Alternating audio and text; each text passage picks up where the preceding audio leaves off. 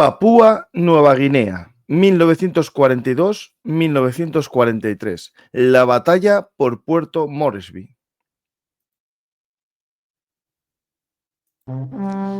Armas, batallas y hombres que cambiaron el curso de la historia. Esto y mucho más en Bellum Artis Historia Militar. Hola a todos, bienvenidos a la guerra en el Pacífico durante la Segunda Guerra Mundial. La serie Bellum Artis con nuestro amigo José Antonio Mayo. Buenas, Paco, ¿qué tal? Hola, José Antonio, ¿qué tal? Volvemos al Pacífico. Esta vez dejamos un poco las islas del Coral para ir a una pedazo de isla de verdad, ¿no?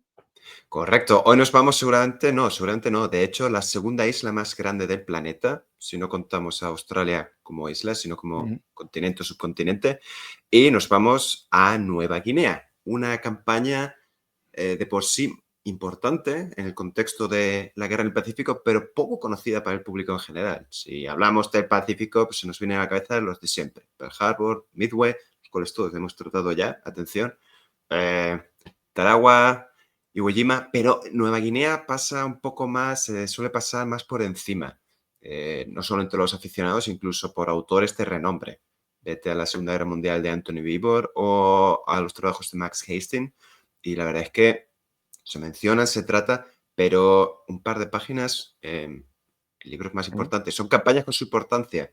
Digamos que la razón posiblemente esté en que los protagonistas, a diferencia de lo que hemos visto hasta ahora, japoneses contra americanos, en este caso van a ser japoneses con principalmente, en su inmensa mayoría, australianos. Pues eso vamos a tratar hoy. Eso vamos a tratar porque ellos también estuvieron allí, los australianos. Como tu libro sobre la Segunda Guerra Mundial que tenemos aquí y recomendamos leer. Podéis leerlo por partes o de tirón, pero por partes está muy bien porque va por escenarios y por épocas, entonces vas ahí conociendo a personajes, ¿no? A esos hoy vamos hombres a y mujeres anónimos y no, que protagonizaron la Segunda Guerra Mundial. Hoy vamos a ver alguno de ellos, ¿no? Vamos a mencionar un par, bastante de pasada, y cerraremos el programa con la historia de uno de ellos, también muy de pasada, pero con la intención de dejar un buen sabor de boca a los oyentes y que se animen a comprar el libro y a conocer más personas o personajes como este. Pues vamos a ver a dónde vamos, ¿no? Aquí tenemos Papúa, Bien aquí hecho. justo encima de Australia, esta pedazo de isla, dividida en dos, y nos fijaremos especialmente en la zona, digamos, oriental, ¿no? La zona de Puerto Moresby, ¿no? Correcto. Haz un poco de zoom out. Vale, perfecto, déjalo ahí. Esta imagen está perfecta, porque siempre está bien ubicarse cuando no se conoce muy bien el terreno en el que vamos a tratar o la geografía, pues está bien situarse. Y Papúa Nueva Guinea a todos nos suena, pero siempre ahí toca ubicarla en el mapa. Como decía al principio, Papúa Nueva Guinea es la segunda isla más grande del planeta si no contamos con Australia como tal. La primera sería Groenlandia. Aquí vemos al oeste tiene Indonesia, al sur separada por el conocido estrecho de Torres por Australia, y a lo que sería en la zona más oriental, noroccidental, oriental, pues tiene una serie de archipiélagos, tiene por supuesto las Salomón, justo cerca tiene Nueva Bretaña, Nueva Irlanda, y un poco más alejado pues lo típico, Fiji, Caledonia, etcétera. Esto estaría en lo que conocemos o comprendemos como el Pacífico Sur. Y como curiosidad histórica, no puedo dejar de mencionarlo. Nueva Guinea fue descubierta o mencionada como tal a partir de 1545 por un explorador, por un español, un vasco en concreto, Íñigo Ortiz de Retes, que llamó a la isla Nueva Guinea porque la población local, los que podemos llamar hoy papús, le recordaba a la población local que había conocido el mismo en Guinea. Quizás por lo del tema del color de piel. Sí. Y pequeña aclaración de geografía política. La isla, tanto en 1942, que es el año al que vamos a saltar, como en la actualidad está dividida políticamente en dos islas, en dos zonas, mejor dicho. En 1942, la parte occidental pertenecía en sí también a lo que hoy conocemos como en Indonesia y que en aquel momento eran las Indias orientales neerlandesas. Aquello era entonces... Y qué raro que en Bellum Artis tenemos un programa sobre ellas. ¡Wow! ¡Qué casualidad! Las Indias orientales neerlandesas, correcto. Y la invasión japonesa, esa es. Pues eso viene perfecto como complemento a este programa.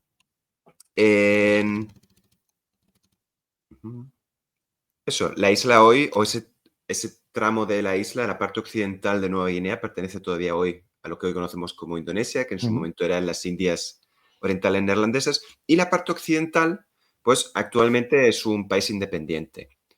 En su momento, o en 1942, pertenecía o era un protectorado, mejor dicho, de Australia. La parte oriental también, a su vez, podemos dividirla en norte y en sur. La parte norte, que es lo que los australianos conocerán como territorio de Nueva Guinea, eso era originalmente, o a mediados del siglo XIX, fue una colonia alemana. Y la parte sur era igual, pero británica. También colonia, protectorado, demás. Esto, ¿no? El Northeast y el Northwest y el sur, ¿no? El norte. No es una división perfecta en una línea recta, sino va siguiendo lo que es la cordillera.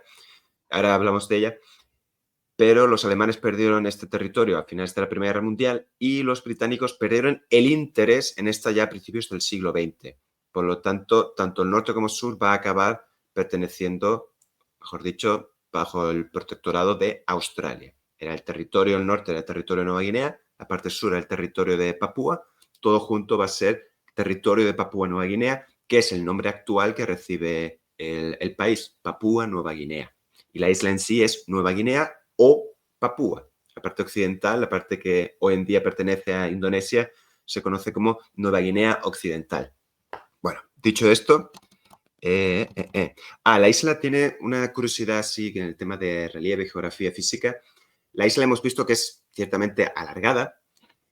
Toda la parte del litoral suele destacarse por sus tierras llanas. Es muy amplio, una zona muy, muy, muy, muy plana, selvática.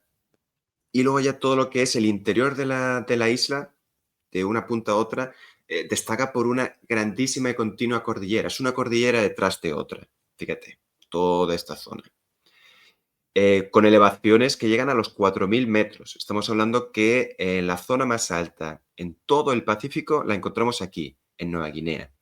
Es un territorio, bueno, podemos describirlo en cierto modo sin que se nos tachen de dramáticos, como inhóspito. Es una zona muy dura para atravesar, ya es tanto por su climatología, estamos hablando de un clima muy húmedo, con muchísimas lluvias, un terreno muy, muy, muy, muy difícil, ya tanto en sus zonas planas por el tema de todos los ríos que vamos a encontrar, la vegetación que es muy tupida, muy dura, y ya por supuesto todo lo que es las zonas más elevadas, todas las cordilleras, elevaciones, montañas, los senderos por esta zona. Hoy en día, para los amantes del senderismo, es un paraíso.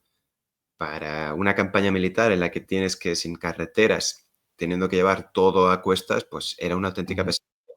Eso ya os anuncio que va a ser uno de los temas principales del día de hoy. Bueno, se ve aquí perfectamente lo que estamos hablando. Correcto. O sea, mira, a veces lo más seguro era que se siguiera el curso del río. Claro. Pero claro, tampoco era lo más ideal si querías ir en línea recta.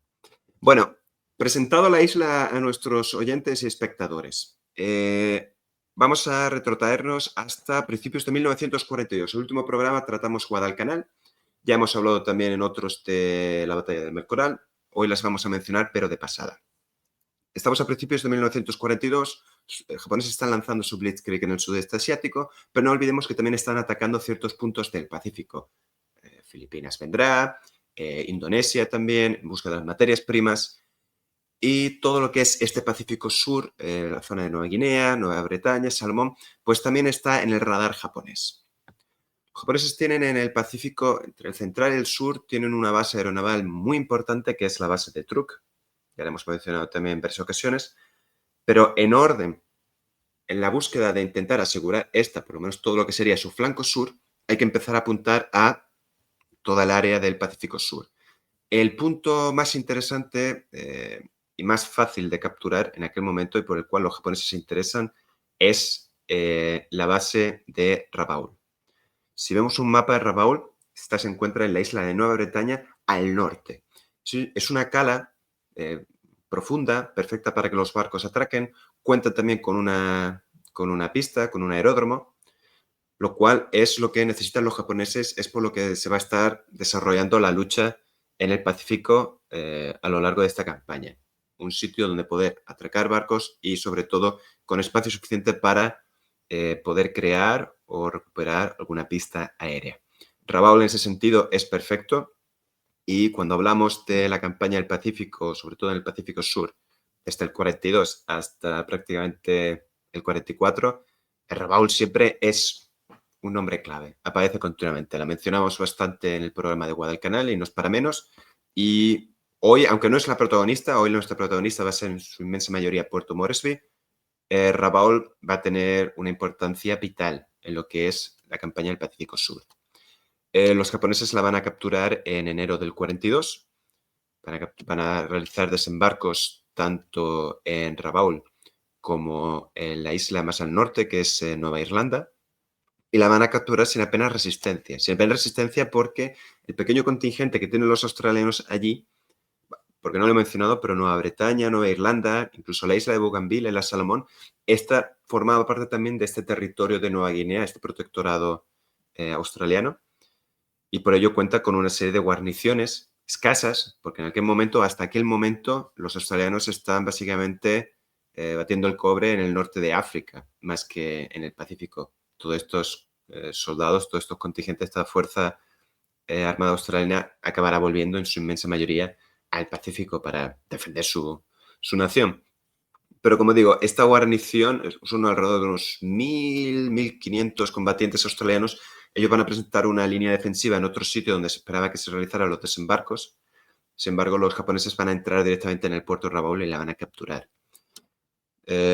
Van a presentar aún así cierta resistencia a los australianos, pero poca, porque una vez perdida el centro neurálgico en esta zona, en Nueva Bretaña, que es Rabaul, pues los australianos tienen realmente poco más a donde retirarse.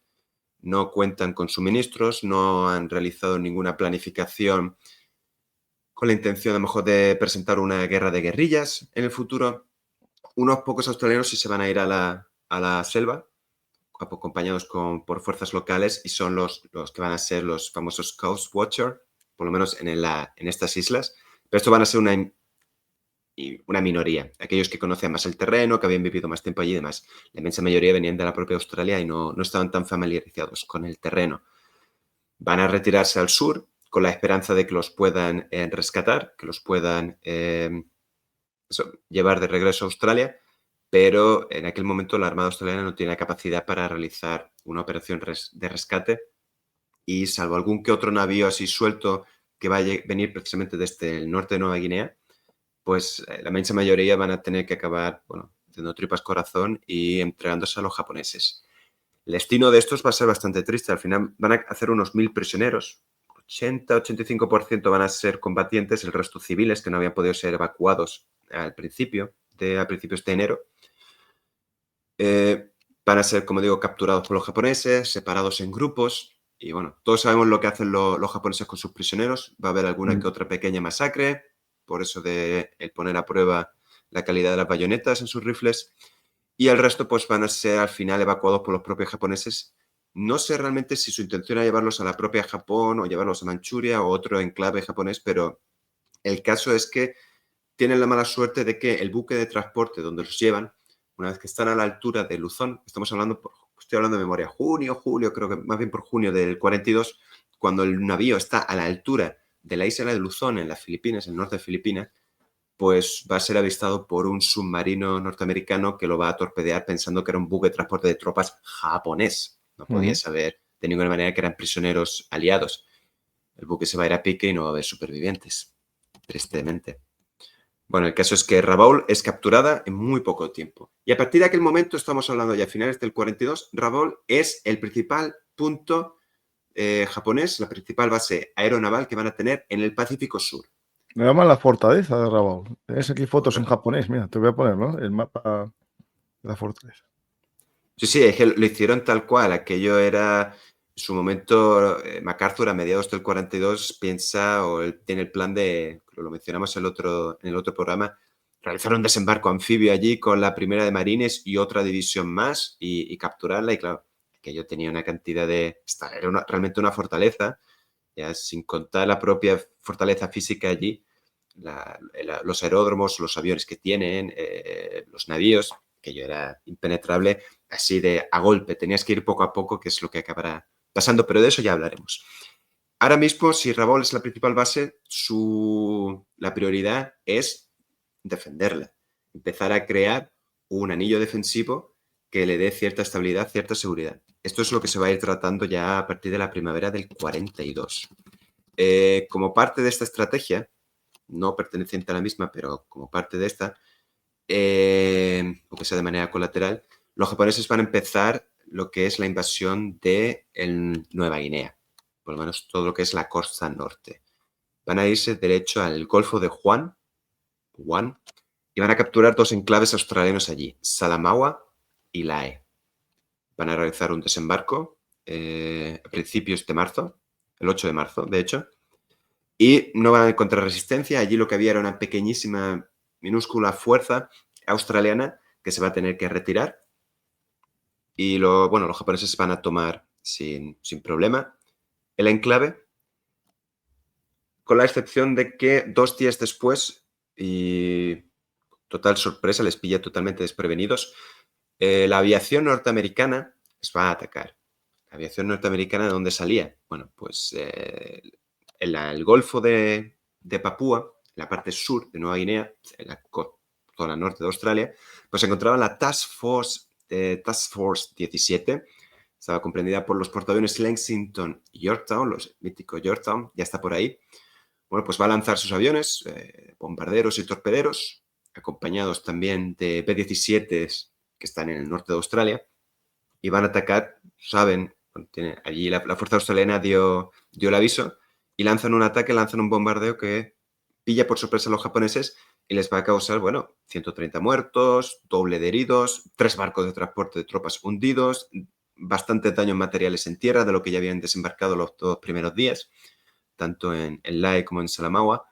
Claro, aquello fue un golpe moral para los japoneses, porque recordemos, estamos todavía en marzo del 42. Hasta aquel momento los japoneses no se han llevado ninguna aguantada considerable. Podemos recordar Wake, pero aquello se solucionó relativamente rápido. En Filipinas le está costando, pero todavía llevan hasta cierto punto la iniciativa. Claro, aquel ataque pues realmente pilla por sorpresa a los japoneses y es un golpe duro. ¿Qué ocurre? Los japoneses en aquel momento confirman que los aliados tienen una presencia más a tener en cuenta de lo que han hecho hasta aquel momento. Es ahí que se decide que Puerto Moresby, que es la principal, si vemos un mapa de Nueva Guinea, lo hemos mencionado varias veces, pero todavía no dónde está. Puerto Moresby se encuentra al sur de Nueva Guinea. Estaba mostrando live, pero estoy mostrando live para que vea la gente dónde están. Que Lae sí que tiene un puerto en la actualidad, Salamagua no. Y ahora Puerto Moresby está todo al eso sur. Sería el Golfo de Juan, correcto. Y Puerto digamos Moresby, que lo que estaban era cortando el istmo casi de esta península de Puerto Moresby. Correcto. Una vez hecho eso, lo tienes totalmente aislado. Sí. Claro, todavía te queda... Es que esta es la dimensión de la isla que dices, pues se puede ir por cualquier otro punto. Se puede realizar, pero es que el problema es el terreno. El que estos enclaves estén en determinados sitios no es gratuito. Siempre hay una razón. Y, la geografía nunca miente. Y eso es lo que... eso es Puerto Moresby, lo que es el objetivo principal de este programa. Lo dicho, los japoneses se van a proponer o ponen como principal punto a capturar, la prioridad va a pasar por arrebatar Puerto Moresby a los australianos.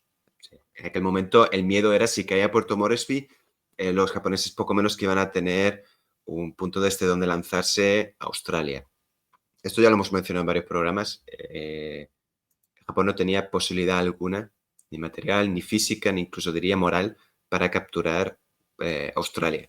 Pero desde luego tener Puerto Moresby, eso iba a ayudar a lo que era el plan general japonés, que era aislar a Australia del resto de aliados. En este caso, principalmente Estados Unidos. De haber capturado Puerto Moresby, habrían contado con una base aeronaval de gran importancia, porque eso, tiene un puerto de aguas profundas bastante importante, Puerto Moresby, tenía una serie de aeródromos, territorio bastante llano, permitía la construcción de búnkeres, líneas defensivas, pues desde ahí se puede atacar realmente bien todo lo que es el norte de Australia, incluso parte del litoral oriental. Y entre eso y la consecución del resto de la línea defensiva a través de las Salomón, Rabaul, Fiji, Nueva Caledonia, pues desde luego eso habría ayudado bastante a aislar a Australia. Esto es Puerto Moresby, para que nadie se haga fantasías de lo que estamos hablando. No, lo que es bueno es verdad que tiene esta isla que le corta, digamos, del mar, ¿no? Y hace como una bahía natural. Un puerto más bien. Porque es como una especie de estrecho. Correcto. Eso a la hora de defender los navíos que tienes allí anclados es perfecto. Aquí se puede ver las islas que protegen el puerto y hacen una bahía, pero sí, a su vez tiene una bahía artificial de artillero desde el mar, ¿no? Claro. Correcto. Claro, todo lo que es un ataque desde el mar, pues está dificultado. Se complica, sí. Sí. Aunque los japoneses aún así lo van a intentar. Sí, bueno. De hecho, bueno, para los que ya visteis el programa de Filipinas y la batalla del Mar Coral, esto os sonará. Para los que no, lo vamos a mencionar muy de pasada. Guadalcanal, ¿no? Invitamos a la gente a ver el programa completo. Correcto, eso sería lo ideal. Bueno, los programas, porque está el tuyo y el de la rubia también. Evidentemente, yo hablo de lo mío, pero en Belumartes tenéis un catálogo. Esto es más vicio, peor que Netflix. Bueno, Operación Mo y Batalla del Mar del Coral. Hemos hablado de que los japoneses, una vez establecido Rabaul, tienen que crear este perímetro defensivo para asegurar su base aeronaval. Esto va a pasar por capturar ciertos puntos. Pues esto básicamente es en lo que va a consistir en mayor o menor medida Operación Mo. Siempre en tiempos de paz, los estados mayores realizan una serie de directivas, una serie de planes a poner en práctica una vez que la guerra se esté, en caso de producirse, se esté desarrollando de esta u esta otra manera. La idea de Operación Mo era cómo asegurar todo el Pacífico Sur, crear este perímetro defensivo para asegurar todo lo que son las conquistas que llevan hasta el momento.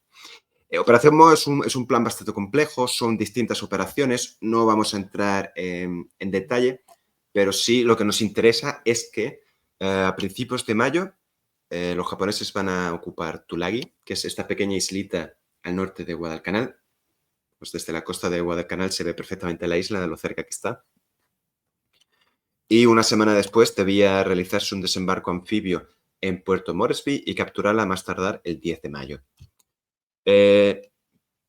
Los aliados para aquel entonces son capaces de leer la mayor parte de los mensajes encriptados japoneses. Empiezan a desencriptar varios mensajes hablando de Operación Mo y sobre todo lo que va a ser la captura de Puerto Moresby o el intento de captura por Puerto Moresby.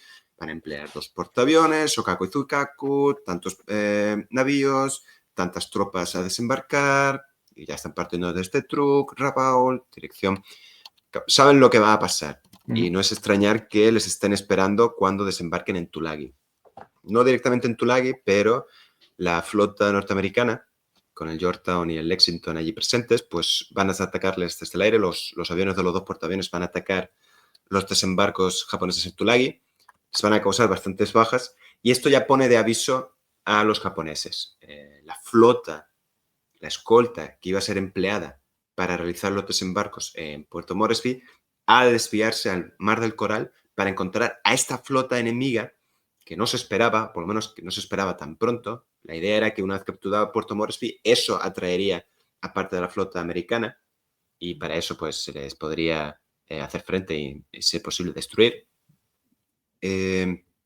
No a gran escala, sino habrían enviado más navíos. Recordemos que en aquel momento ya Yamamoto estaba pensando, planeando o vendiendo su plan de Midway. Operación Mi, pues si no sabéis de qué hablamos, recordad, id al episodio anterior, 2 episodios anteriores. El caso es que tenemos la flota americana y la flota japonesa buscándose por un lado u otro del Mar del Coral y no se encuentran, así van a estar varios días, el día 5, 6, 7 de mayo del 42. Al final, a finales del 7, pues la aviación norteamericana va a avistar a la flota japonesa, la aviación japonesa va a avistar a la flota norteamericana y la batalla del Mar del Coral, que es la primera batalla naval de la historia en las que ambas flotas no se van a encontrar, se va a suceder principalmente con ataques desde el aire. La aviación americana ataca a la flota japonesa y viceversa. la aviación japonesa va a atacar a la flota americana. La batalla se va a suceder a lo largo de 2 días, 1 día y medio, y va a acabar técnicamente como una victoria japonesa, porque los americanos van a perder un portaaviones en Lexington y el Yorktown va a quedar herido de muerte. Va a llegar a Midway, pero va a ser uno de esos milagros, en un ranking de milagros de la Segunda Guerra Mundial, este estaría entre los primeros, pero va a conseguir llegar. Claro, los japoneses pierden un portaaviones ligero, otro portaaviones es herido de muerte y tiene que regresar a puerto, a Japón, se va a rescatar, se va a salvar, y el otro no sufre graves daños, pero sí va a perder un gran número de pilotos. ¿Qué ocurre? Esto va a tener un efecto inmediato para empezar en la batalla de Midway, porque los japoneses van a contar con 2 portaaviones menos. En vez de poder lanzar los 6 portaaviones de Pearl Harbor, van a poder enviar solo 4. Esto yo diría que tiene un efecto clave. Esto es durante la batalla del Mar del Coral, si no me equivoco, eso es el Yorktown, recibiendo un impacto. Y el otro efecto claro que va a tener la batalla del Mar del Coral, una batalla sumamente importante en la campaña del Pacífico, es que los desembarcos en Puerto Moresby se cancelan. El desembarco en Puerto Moresby por parte de las tropas japonesas, una fuerza de invasión japonesa, se cancela de manera indefinida. Porque esta batalla, aunque ha contado una victoria japonesa, la flota ahora tiene que estar aún más pendiente de la presencia americana o aliada, enemiga, en toda esta zona del Mar del Coral. Por lo tanto, no se puede desviar parte de su flota a escoltar, que es necesaria, a escoltar esta fuerza de desembarco. Como digo, la invasión de Puerto Moresby se cancela. Ahora mismo la prioridad es Midway. Midway tiene lugar la primera semana de junio, 4, 5, 6 de junio, acaba como acaba. Y ahora hay que pensar en el siguiente plan. ¿Cuál va a ser el siguiente paso a proceder? Puerto Moresby. Puerto Moresby sigue siendo un objetivo prioritario. La pregunta es ¿cómo? Pues si no puedes llegar desde el mar, no puedes llegar desde el aire, ¿qué queda? Pues habrá que asaltarlo desde tierra. Si puedes recuperar el mapa de toda esta zona. Sigue, espera, que estoy buscando. ¿Cómo vamos a asaltar Puerto Moresby desde tierra? Todo lo que es desde la zona sur o más meridional de la propia isla, es imposible asaltarlo porque todo esto está protegido por la flota y la aviación enemiga. Así que hace falta buscar el punto más cercano al que podamos asaltar desde el norte. Y los puntos elegidos van a ser 2 enclaves en concreto. Los enclaves de Buna y Gona, en la parte correcta ahí. Por donde está pasando la flecha del mar a tierra, ahí es donde encontraremos estos 2 puntos. Y la idea es atravesar la isla, toda esta especie de istmo, atravesarlo hasta la propia Puerto Moresby. ¿Qué ocurre? Que entre medio contamos con, al igual que toda la isla, que en la parte central casi siempre hay presencia de cordilleras. En este caso tenemos la cordillera Owen Stanley.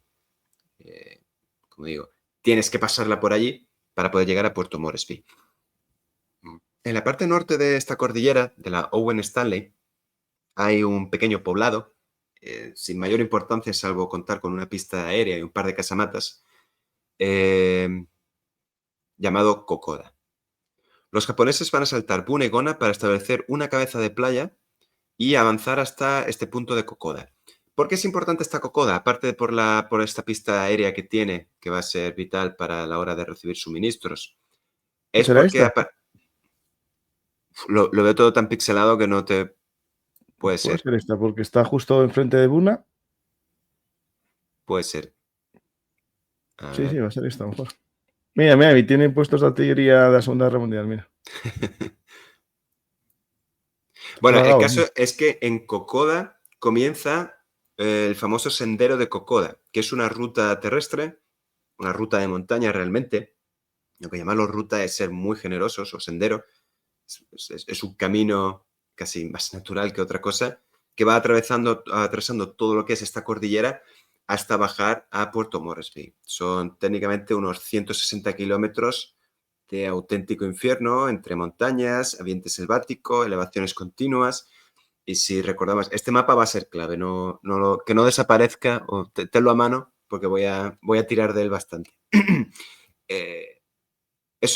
Recordemos que la climatología, el alto grado de humedad, las continuas lluvias, el terreno, esto va a hacer un lodazal. Imagínate si es difícil caminar en un terreno llano cuando está todo mojado, imagínate subiendo y bajando continuamente. Ya no solo si vas andando tú con tu propio peso, al máximo un rifle, si vas además llevando suministros, llevando piezas de artillería, va a ser una auténtica pesadilla. Y esto siendo perseguido por un enemigo que te tiene un asco atroz. Pues esto va a ser la campaña del Sendero de Kokoda. Kokoda, bueno, esta campaña en sí se va a alargar desde julio hasta noviembre del 42 y va a tener dos partes diferenciadas. Una, lo que va a ser el ataque japonés en dirección a Puerto Moresby y el contraataque aliado. Los japoneses desembarcan en Bunegona, en la conocida como Operación RI, RI, de risa, entre el 21 y el 22 de julio. Un primer contingente, una pequeña parte de un regimiento, se lanza a la carrera a Kokoda para intentar capturarla lo antes posible y asegurarla, y el resto se dedica a asegurar los enclaves de Bunegona, establecer un anillo defensivo, una serie de fortificaciones, crear búnkeres y asegurar el punto para el resto de la llegada del resto de suministros, todo lo que va a llegar desde el mar. Los australianos, Buna, Kona, toda esta zona no cuentan apenas con efectivos para defenderla y optan por dejarla caer. Y la estrategia australiana va a ser intentar enviar el máximo posible de refuerzos, el máximo posible de hombres, que tampoco van a ser muchos porque tampoco cuentan con superávit en este sentido, e intentar frenarlos lo máximo posible a lo largo del sendero. El sendero en sí no es una única línea, son varias rutas distintas. Luego también puedes atravesar por la propia jungla, aunque es más complicado. Esto, mira, se ve, yo creo que es este río que sigue por aquí, justo al lado del aeropuerto de Hirua. Si te fijas, va por aquí todo un sendero. Bueno, no sé si eso es el propio sendero o... Sí, pero bueno, va camino, porque va Puerto Moresby hasta aquí. Es esta zona aquí. Sí, hoy en día, de hecho, este sendero es como digo, paraíso de muchos senderistas, principalmente australianos, que acuden atraídos por la propia historia.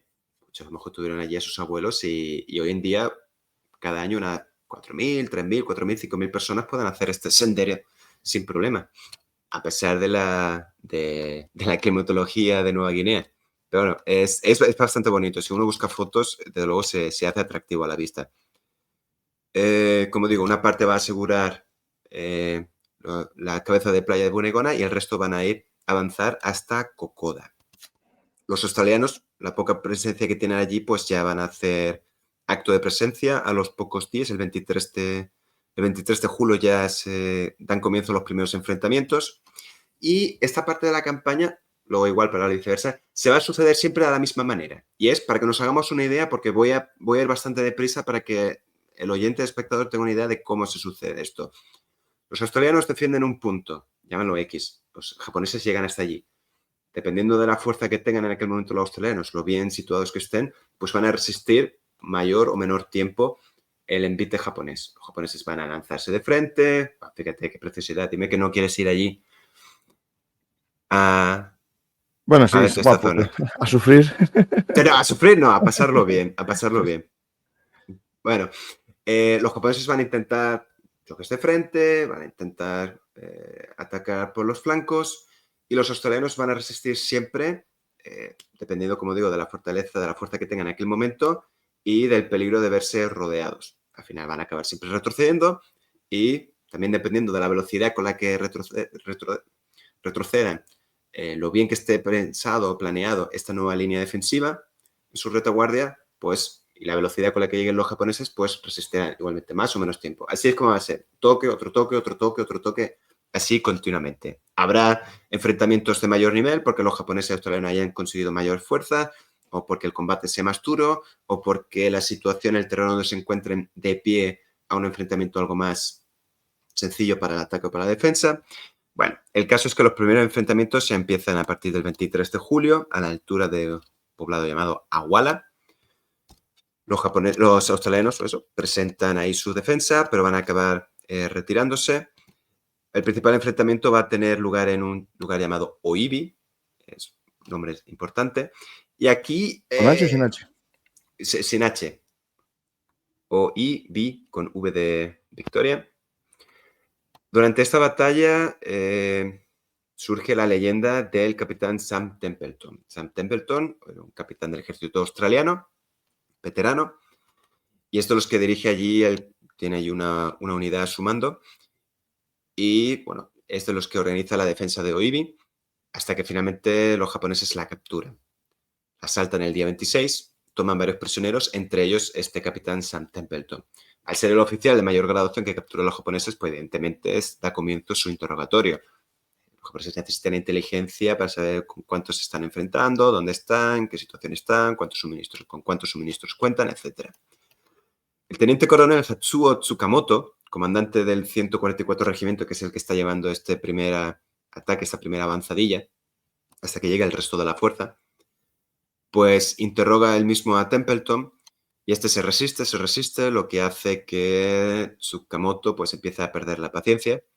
Se ha llegado a un punto que Templeton, viendo que aquello está perdido, decide soltarse una machada y afirma, como es que riéndose ya con la cabeza perdida, que 80.000 soldados australianos, 80.000, les están esperando en Puerto Moresby. En plan, venida por nosotros.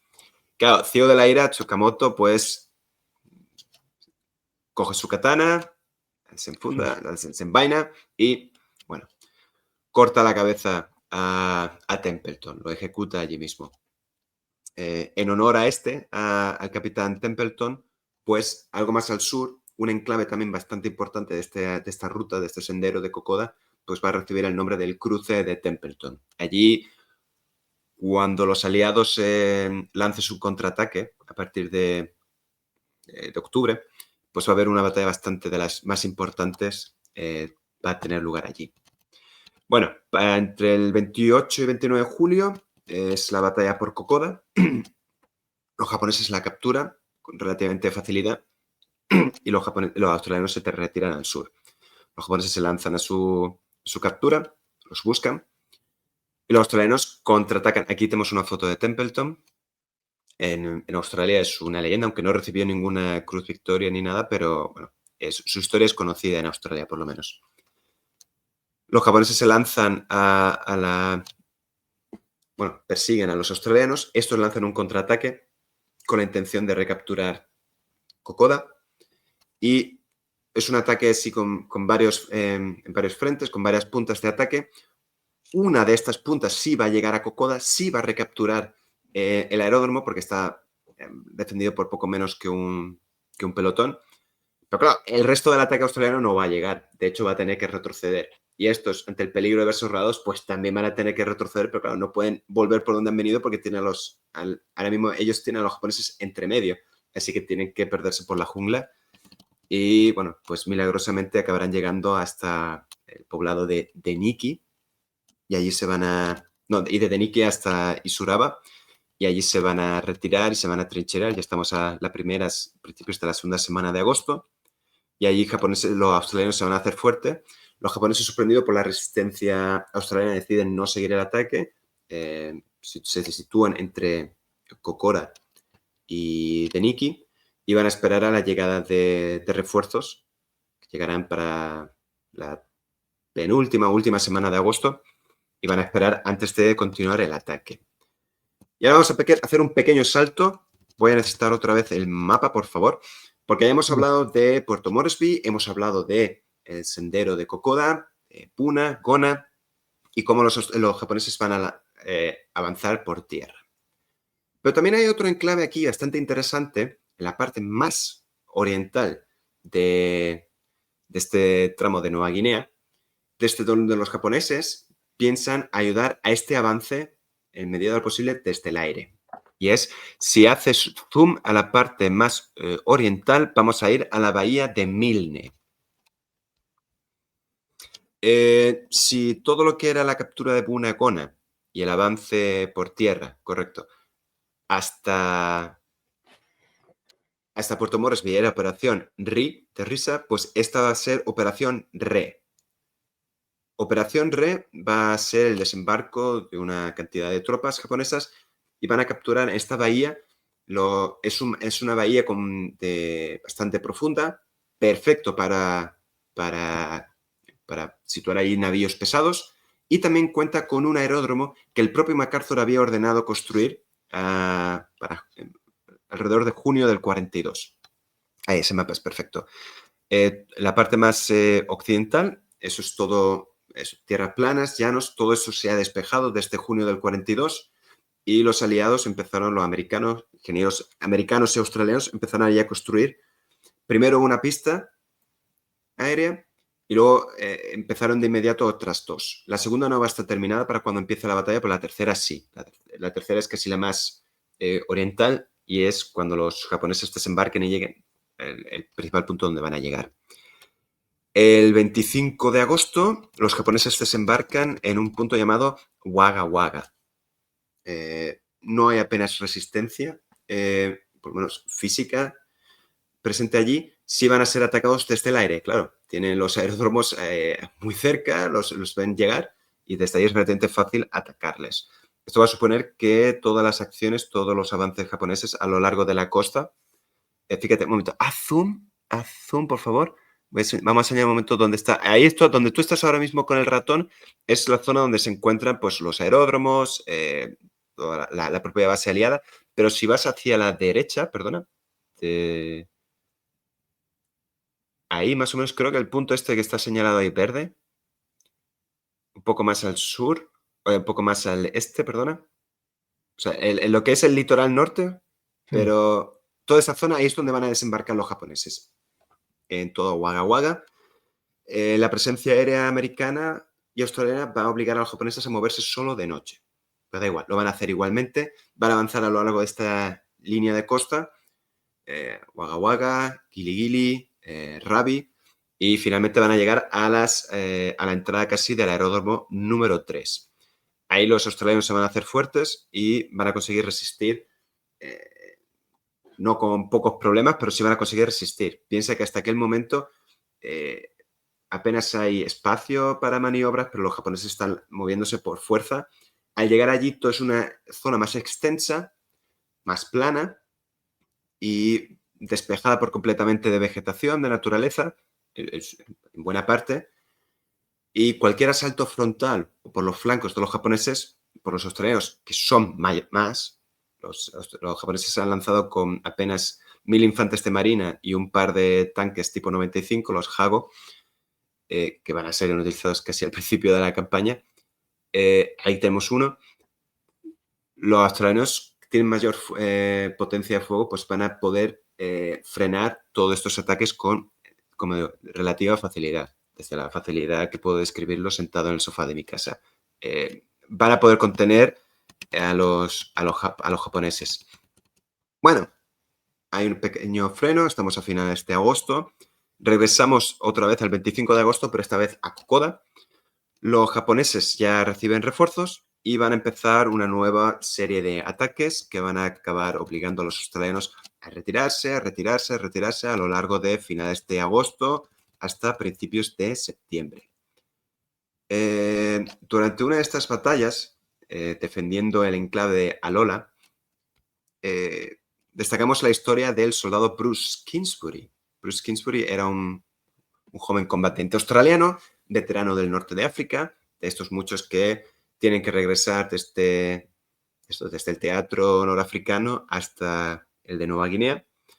Y nos encontramos que el asalto japonés el 29 de agosto, aquí tenemos a Bruce. El asalto japonés hace peligrar el cuartel general australiano en Alola, hasta el punto de que si hubieran llegado hasta allí, pues posiblemente aquello habría partido por la mitad a los australianos y posiblemente habrían quedado atrapados y la mayor parte, creo que era la unidad, era un batallón, pues podría haber acabado con todos ellos, de haber realizado el asalto y haberles envuelto con éxito.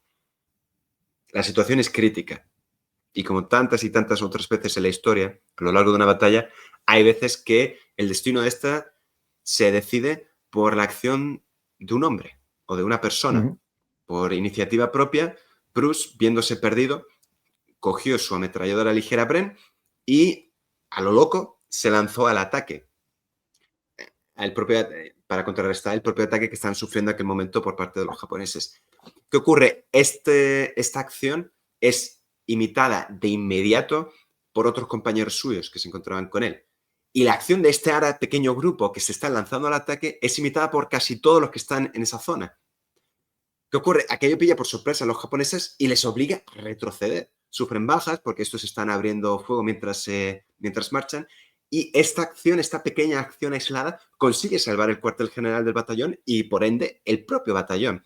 Esto lo que les permite es estabilizar sus defensas y poder organizar una retirada, esta vez sí, más ordenada, porque de lo contrario les habrían perseguido como conejos, como va a pasar en otros puntos y como van a hacer también bastante a menudo los australianos con los propios japoneses después.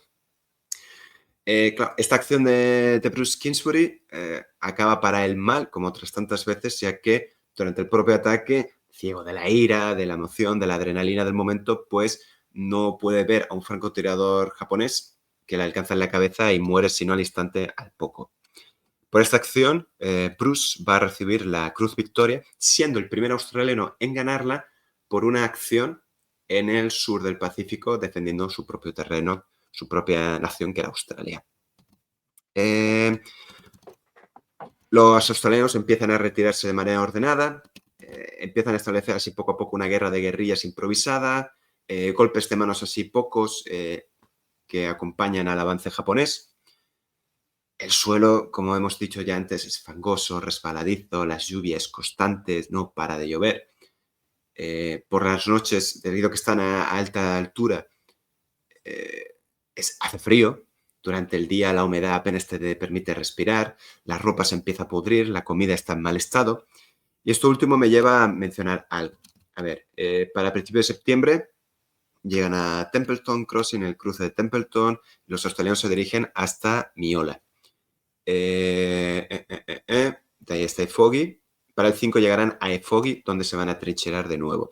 Los japoneses les siguen. Ambos bandos están teniendo muchos problemas de suministros. Ahora mismo la única manera de hacerles llegar algo es por tierra. Los australianos están bastante lejos de su principal puerto, que es Puerto Moresby. Todo lo que se le envía desde el aire tiene realmente poca capacidad de carga. Los aviones con los que cuentan, pues mucho se lanza todo en paracaídas y poco cae realmente en líneas australianas. Una parte en las suyas, otra parte en las japonesas. La inmensa mayoría se pierde en la jungla. Y los japoneses tienen el mismo problema, no cuentan con aviación o apenas aviación para que les lancen suministros, todo tiene que llegar por tierra, llevándolo ellos mismos o portadores locales, algunos obligados, otros voluntarios, maltratados sí o sí. Y además estamos a principios de septiembre, en aquel momento, desde Rabaul, se está dando prioridad número 1 a algo que está sucediendo en aquel momento, que es la batalla de Guadalcanal. Uno de los principales efectos que va a tener los desembarcos americanos en Guadalcanal va a ser que desde Rabaul siempre van a dar prioridad a Guadalcanal antes que a Nueva Guinea. Esto va a suponer que principales suministros y refuerzos se va a enviar también a Nueva Guinea, evidentemente, pero se va a priorizar siempre Guadalcanal. Esto tiene un efecto inmediato en la fuerza invasora japonesa que se dirige a Puerto Moresby. Esto lleva a que a principios de septiembre ocurre algo, un tema algo polémico que todavía hoy genera debate, y es que cuando los japoneses llegan a Miola, creo que fue a Miola, se lanzan como posesos. Esto es algo que también van a pasar mucho a lo largo de la campaña, si no lo he mencionado ya, lo mencionará bastante, es cuando se lanzan como posesos a todos los restos de comida que hayan dejado los aliados atrás, porque han tenido que retirarse a toda prisa, ¿verdad? Los japoneses contaban con unas escasas raciones de arroz, apenas tenían con qué comer y cada día se racionaba más y más y más y más, o disminuían la cantidad que podían comer. ¿Qué pasa? Cada vez que capturaban un punto, lo primero que hacían era buscar comida y agua. Pues esto es lo que hacen cuando llegan a Miola. Encuentran restos de suministros australianos que supuestamente han dejado porque han tenido que salir a toda prisa, comen como fieras. Y al día siguiente una gran cantidad de combatientes japoneses despiertan enfermos, con fuertes dolores de barriga, de pecho, e incluso más de uno va a morir. Claro, la historiografía japonesa siempre hace mención a este... Envenenamiento, ¿no? Correcto, correcto. Y yo invito ahora al espectador o al oyente a que saque sus propias conclusiones. Vamos a ver, no seamos ingenuos. El tú envenenar suministros y dejarlos allí tirados a mano del enemigo sabiendo que éste necesita del mismo, pues no es algo nuevo. No. ¿Verdad? No es para extrañar. Pero vamos a analizar la situación en que se encuentra ahora mismo el combate y la situación en la que se encuentran los australianos. Los australianos tampoco les sobran suministros. Los australianos no cuentan. Esto es algo que siempre el enemigo hace en una situación de superioridad. Puedo desprenderme de una cantidad de suministros, de alimentos que voy a envenenar, además que tengo que ir con el veneno, siempre hay maneras de envenenar la comida o hacer que se estropee, pero ¿voy a desprenderme de esto cuando lo necesito para mis hombres para matar a estos? Eso es lo raro, ¿no? Claro, yo tengo dos teorías, pero claro, si cualquiera quiere irse por otra vía es perfectamente aceptable. Yo soy de la opinión de que los australianos, hemos hablado de la climatología, de la dureza del terreno y la facilidad con la que los alimentos se pueden estropear. La ropa, los alimentos, la munición, la pólvora, todo esto, la jungla lo destroza todo, corroe material y no material. Pues cabe la posibilidad de que parte de los suministros australianos no puedan ser ingeridos por ellos mismos porque está estropeada. Eso lo ves claramente. Esto está ahí con moho, con lo que sea, pues lo dejan ahí tirado. Y tienen que salir por patas. No voy a llevarme suministros caducados o estropeados. Lo voy a dejar allí tirados. Eso es una posibilidad.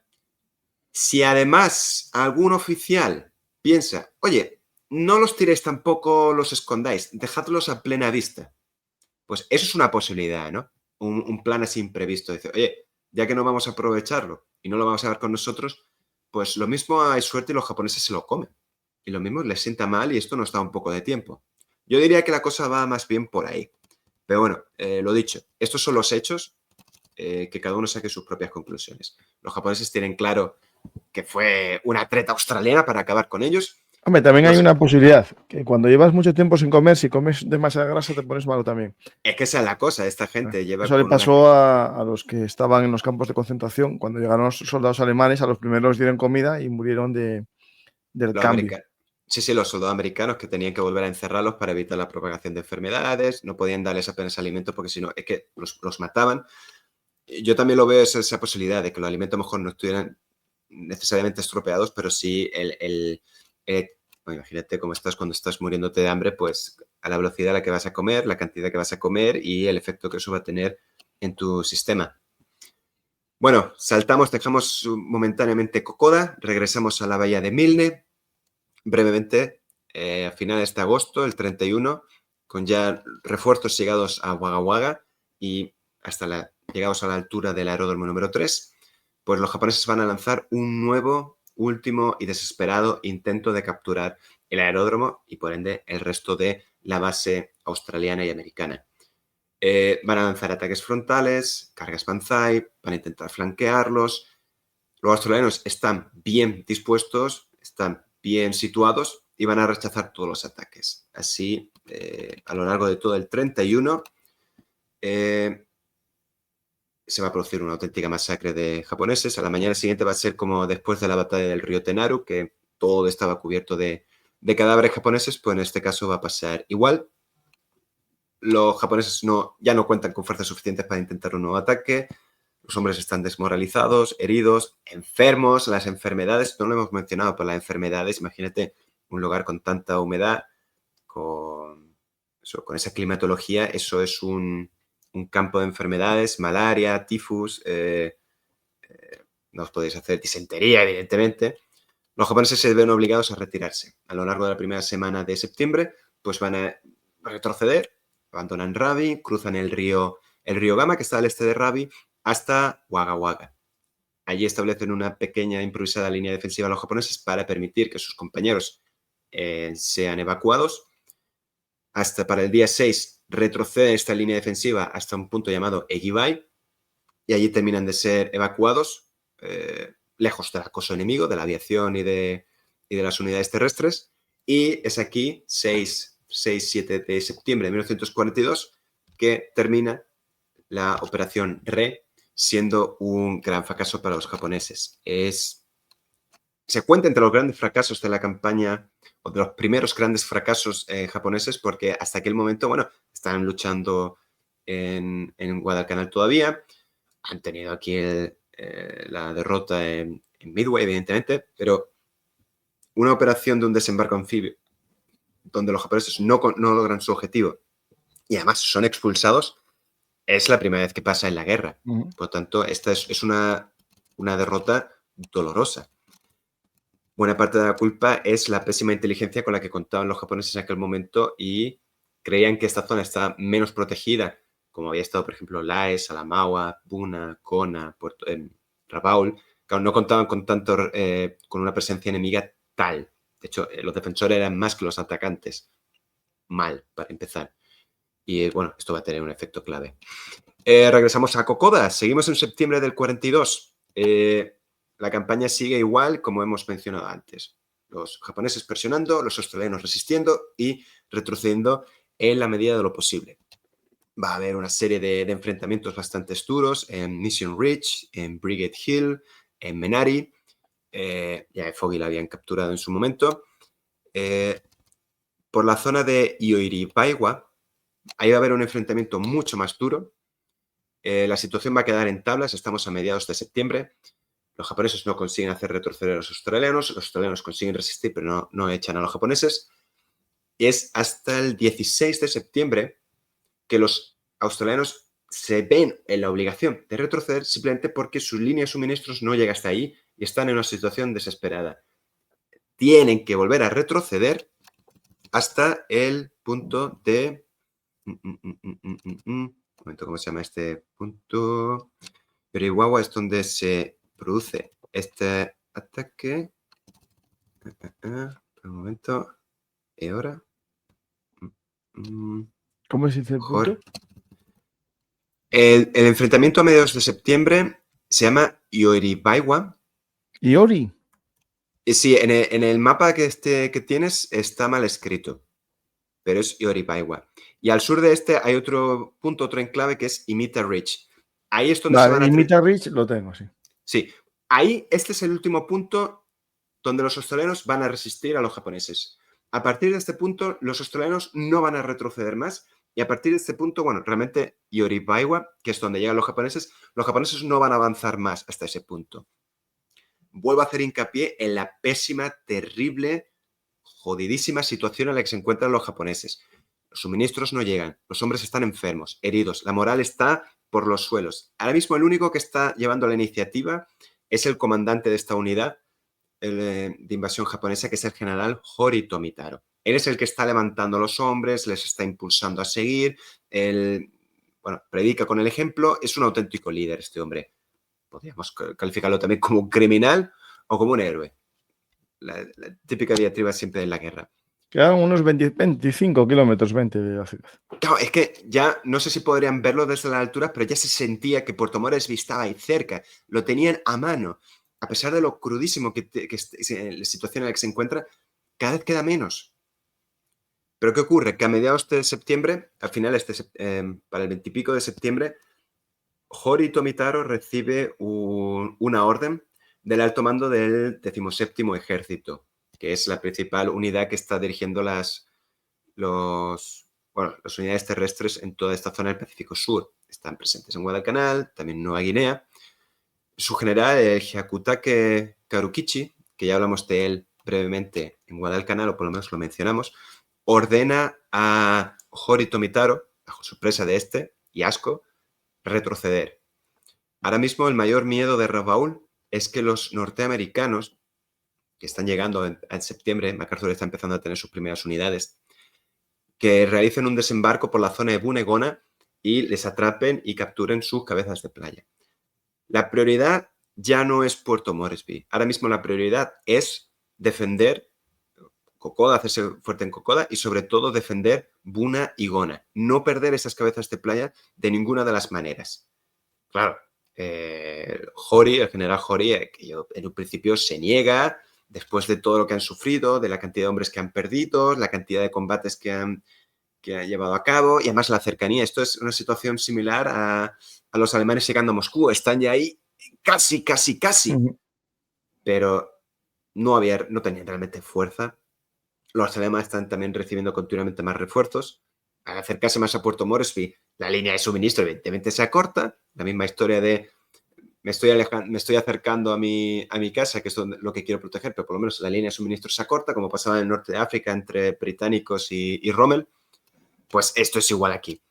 Los australianos se refuerzan, los japoneses cada vez están peor, y encima reciba órdenes que vienen firmadas por el emperador. Así que por más que este se quiera negar, por más que Hori se declare en rebeldía ante las órdenes de su superior, el 17º ejército, si el emperador te dice que retrocedas, pues retrocedes. El 24 recibe las órdenes. El 26 los australianos que estaban en Imita Ridge lanzan un contraataque sobre Yoribaiwa y, por sorpresa, descubren que el enclave ha sido abandonado. Y bueno, pues Puerto Moresby oficialmente se ha salvado. Es 26 de septiembre de 1942 y el contraataque aliado comienza. Esta parte de la campaña es exactamente igual a lo que hemos visto hasta ahora, pero a la inversa. Ahora son los australianos los que llevan la iniciativa, ahora son los australianos los que avanzan y son los japoneses los que se retiran de manera ordenada, de manera escalonada y muy ordenada, frenando siempre el avance australiano, siempre buscando que se pueda evacuar al mayor número posible de heridos. Bueno, si ves el mapa de Sendero de Kokoda, pues es igual. Ahora se va el camino a la inversa, en dirección a Kokoda.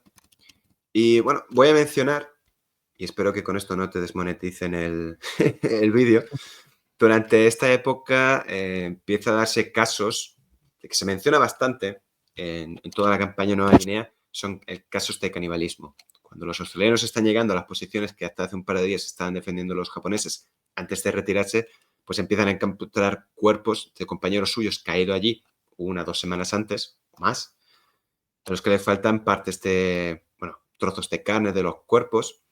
Los japoneses se están dando casos de canibalismo. No es algo generalizado, pero no sé si podría calificarse como casos aislados. El caso es que se están dando estos casos y claro, esto produce un choque tremendo entre los australianos, que también estaban en una situación muy difícil, pero no tan difícil. De haberse dado el caso, pues posiblemente habrían caído en lo mismo.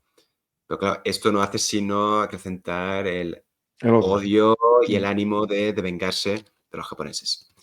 Bueno, toda esta campaña se va a seguir prolongando a lo largo de finales de septiembre, todo el mes de octubre. Para finales de octubre ya están a la altura de Isuraba y Kokoda. Y bueno, los australianos van a lanzar un último, ya con bastantes refuerzos, un último ataque en todos estos enclaves, en Kokoda, Oibigorari, Isuraba.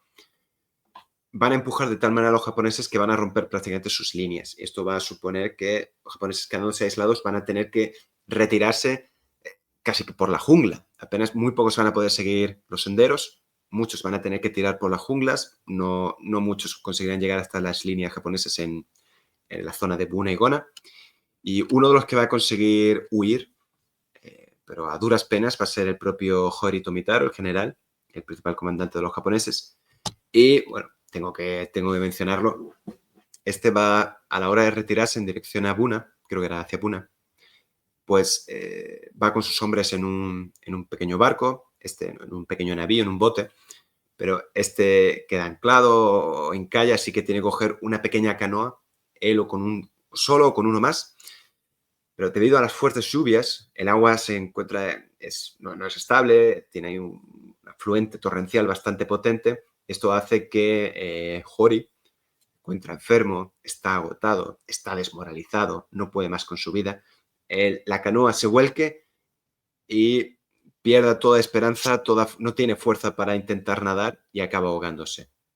De manera que me parece propio terminar lo que sería la campaña o la batalla por el sendero de Kokoda con la muerte de uno de sus principales personajes o protagonistas, que fue el general Hori Tomitaro. Te he mandado una foto suya por si la quieres poner, no sé si la has puesto ya. Ah, no la vi, espera a ver. Esta es las que te he mandado esta. ¿En Bunagona? No, debería ser de las 5, Kokoda y su nombre, creo. Es de las que te he mandado esta mañana, si eso te sirve. Sea como sea, con la muerte de Hori Tomitaro, termina esta campaña y ahora empieza una más corta en el tiempo, pero posiblemente incluso más brutal, que va a ser la batalla de Buna y Gona. Los japoneses, todo este tiempo que ha durado la campaña del Sendero Kokoda, han establecido defensas, una serie de búnkeres, trincheras, puntos artilleros. Este es Hori Tomitaro. Los japoneses han establecido una serie de líneas defensivas en toda la zona de Buna y Gona, muy a tener en cuenta para defender estas cabezas de playa. Los australianos van a llegar para noviembre y van a contar además con ayuda norteamericana. Los norteamericanos ya empiezan a hacer acto de presencia en Nueva Guinea. Este caso va a ser con la 32 División de Infantería, perteneciente al ejército. Es una unidad novata, no tiene experiencia. Era una unidad, de hecho, que se estaba preparando en su momento para ser enviada a Europa o al norte de África, pero debido a la necesidad de contar con más fuerzas y con la primera de Marines ocupada en Guadalcanal, pues MacArthur necesita sí o sí a los suyos y le envían esta unidad, que como digo es bisoña, y va a contar lamentablemente con una serie de comandantes y líderes que no va a estar a la altura. No sabría decir hasta qué punto por culpa propia o por las injerencias del propio MacArthur, pero el caso es que en un primer momento la presencia americana no va a ser de gran ayuda. Australianos y norteamericanos van a lanzar una serie de ataques sobre Buna, Gona y otro enclave llamado Sanananda. Hay una ruta, la ruta Sanananda, que llega hasta la costa. Pues estos van a ser los 3 puntos de los 3 principales frentes. Los australianos, pues ya tienen la experiencia. Los americanos menos. Los americanos se lanzan sobre Gona. ¿Sobre Gona?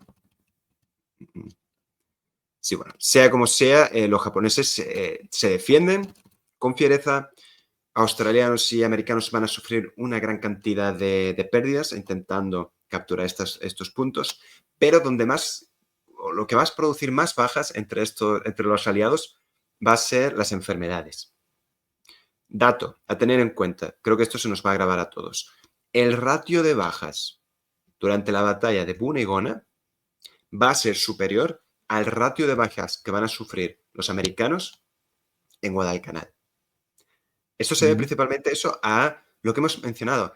Cuando hablamos de Nueva Guinea, si os viene a la cabeza el infierno verde, no es por dramatizar o por haceros sentir generar un efecto clickbait. dramático. Correcto, no es clickbait, es la realidad. Nueva Guinea era el infierno verde. Las enfermedades campaban a sus anchas, el terreno era duro, y los combates eran también muy duros. Todo esto agota físicamente, moralmente a los combatientes que están allí. Eso, no tienen allí carreteras, no tienen infraestructuras. Luchar en esas condiciones es una auténtica salvajada. Eso hace que se propaguen aún más las enfermedades, ya los mencioné antes.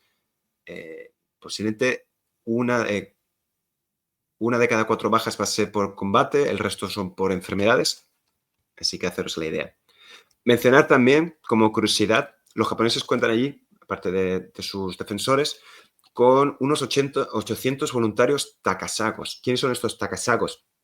Este es el nombre que recibían por parte de los japoneses la población de Formosa.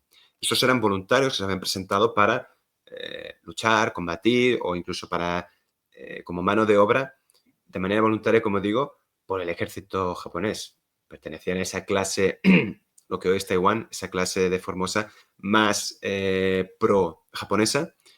Y bueno, todos sabemos la opinión que tenían los japoneses por cualquier otra cultura, raza, etnia o nacionalidad que no fuera japonesa. Como poco asco. Pero sin embargo, los takasagos se van a ganar el respeto de los japoneses porque cuando los australianos y americanos empiezan los combates, ellos van a defenderse y sobre todo van a dar grandes muestras de lealtad, no siendo poco proclives a rendirse. Acabarán haciéndolo al final, pero van a tener un muy buen comportamiento en ese sentido. Los combates en Buna se van a prolongar hasta enero, hasta principios de enero, cuando ya se capture la aldea de Buna. En Sanananda, mentira, hasta finales de enero. En Buna se va a capturar primero, luego Sanananda irá siguiendo hasta ya finalmente capturar Gona. Y para el 22 de enero, las fuerzas que quedan japonesas, pues una parte es evacuada y el resto pues ha de huir por la jungla. Algunas van a llegar hasta Lae Salamaua, otros pues acabarán muriendo y el resto pues son capturados por los propios australianos y norteamericanos. Ya para eso, finales de enero del 43 termina. Hemos mencionado muy brevemente, porque tampoco tendría sentido entrar en detalle en cada enfrentamiento, en cada combate, porque son bastante repetitivos.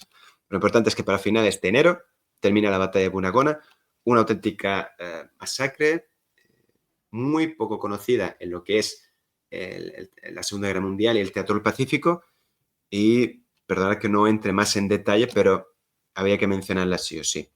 Voy a terminar con una cita que encontré a la hora de documentarme del general Eichelberger. Eichelberger fue un general enviado por MacArthur por noviembre del 42 para sopesar cuál era la situación real del 32, la 32 División y por qué no estaban teniendo el éxito esperado. Claro, Eichelberger analizó aquello, comprobó el estado de sus hombres, cómo estaban dirigiendo los comandantes los combates o no dirigiendo, y hizo allí una criba de oficiales, puso a los suyos y él mismo acabaría tomando el mando del la 32 División, y esto tendría un efecto decisivo que aumentaría la calidad o la efectividad de los combatientes americanos por una serie de decisiones. O sea, tiene un efecto parecido al que va a tener Patton cuando llegue al norte de África o cuando lo envíen a principios del 43 a proseguir los combates tras Kasserine. Va a ser un efecto total. Eichelberger es uno de los grandes generales del Pacífico y, bueno, quería mencionar una cita que dejó en sus memorias. Y, bueno, es un clásico, es tirar un poco de cliché, pero tenía que mencionarla. Y dice, Buna fue conquistada a un alto precio en muertes, heridas, enfermedades, desesperación y sufrimiento humano. Nadie que haya luchado allí, por mucho que lo intente, lo olvidará. Y es verdad que no son pocos los veteranos, tanto australianos como americanos, independientemente de los distintos teatros en los que operasen, las distintas batallas en las que participasen, de toda esta época, de todo este tiempo, siempre se habla de la batalla de Bunegona como la más brutal de todas. Más incluso, no es cuestión de calificar o poner en ranking qué batalla más brutal, eso es una auténtica estupidez, pero sí que muchos siempre recordaban Bunegona como la peor de todas. Seguimos con otro enclave. Ahora nos seguimos en Nueva Guinea, pero un poco más al norte. Bueno, evidentemente Puerto Moresby ya está más que salvada y podemos decir que la batalla por Puerto Moresby queda terminada, pero vamos a seguir hablando un poco de la campaña de Nueva Guinea y alrededores y todo lo que va a pasar en el Pacífico Sur hasta mediados del 43. Luego os explicaré por qué. Seguimos en Nueva Guinea y nos vamos un poco más al norte. Un año atrás, para marzo del 42, los japoneses habían capturado Lae y Salamaua, aquí en el Golfo de Juan. A unos 50 kilómetros al suroeste, tierra adentro, encontramos un poblado, el poblado de Bau. En el mapa que te puse bueno, lo tienes ahí ya, me lo ahorro. Es un enclave sin mayor importancia, salvo el hecho de que, amigo, cuenta con una pequeña pista aérea. Por lo tanto, hace de este lugar un enclave vital, de oro. Por esa zona, los australianos solo contaban con una pequeñísima fuerza, casi más testimonial que otra cosa, que salvo un par de golpes de manos y poca guerra de guerrillas, realmente tampoco van a molestar mucho a los japoneses, ni los japoneses se van a molestar en intentar capturarlos. Esta es la conocida como Kanga Force. Una curiosidad. Como el ataque japonés en el 42 pilla como pilla a los australianos sin realmente una preparación clara ni una distribución de tropas ordenada siguiendo un plan, las fuerzas defensivas australianas en los distintos lugares siempre se tienen que formar casi que ad hoc. Para reorganizarlas siempre se las denomina como fuerza tal. Todos los combatientes australianos que van a luchar en Nueva Guinea, esos comprenden a la fuerza la Fuerza de Nueva Guinea. Pero dependiendo de la zona donde están combatiendo, pues reciben otro nombre. En este caso es la Fuerza Kanga. Luego, por ejemplo, la que estaban combatiendo en la bahía de Milne era la Fuerza Milne, o Milne Force. En este caso, como digo, es la Fuerza Kanga. Eran unos pocos hombres que estaban defendiendo este aeródromo y, bueno, para enero del 43, cuando ya Guadalcanal está por perdida, Buna y Gona han caído, los japoneses intuyen hábilmente de que el siguiente punto a atacar por los aliados va a ser Lae Salamaua y que el aeródromo de Bau, la pista aérea de Bau, mejor dicho, va a jugar un papel clave. Es por eso que de inmediato mandan una expedición para capturar de una vez este enclave. Van a llegar justo un día después, que los aliados consigan enviar refuerzos para poder defender. Si hubieran llegado 2 días antes, pues posiblemente habrían capturado sin problemas el aeródromo. Es perfect timing. 29 de enero empiezan los primeros combates alrededor de la pista, pero los aliados se han reforzado bien, cuentan además con cazas para ayudar a la defensa.